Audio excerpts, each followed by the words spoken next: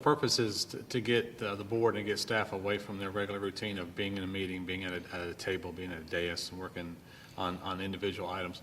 It's always good to see where you've been in the past 10 or 12 months and in preparation for where you're going forward with the budget process, which is right around the corner.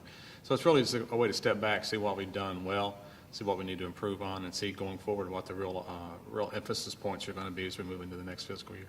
It seems like everybody's smiling in Richmond, but individual localities are guardedly optimistic. You never know what's coming out of Richmond until it's done. Something could be dead, quote unquote, but it's not. So we've learned over the years that you monitor it, which we do on a daily basis, but you really don't put any stock in what they're telling you until there's a vote done and it's done. So we continue to monitor it on a daily basis, and cautiously optimistic is probably a good phrase, but certainly a lot of details that need to be fleshed out, and we need to see them. And as part of the budgetary process, obviously you've got to look at the comprehensive budget.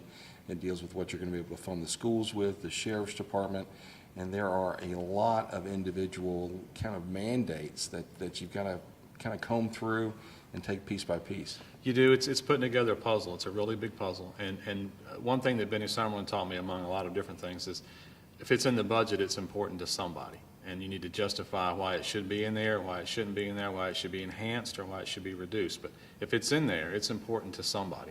And you need to take those thoughts into consideration when you craft the next one. And when we think about the bigger picture, I-73, Commonwealth Crossing, those are still in the back of your mind as well as we continue to look for economic development. I wouldn't say back of the mind. I'd say front of the mind.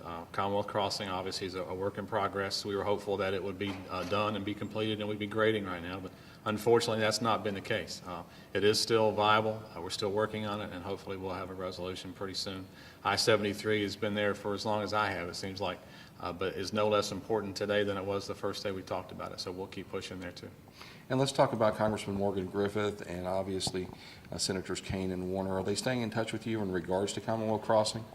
We have constant contact with their offices, not so much as with the representatives themselves, but with their legislative liaisons and with their chiefs of staff. Constant contact is a good phrase. In fact, I was just in contact a couple of days ago with Senator Warner's liaison, Kelly Thomason, who is terrific. They're all great.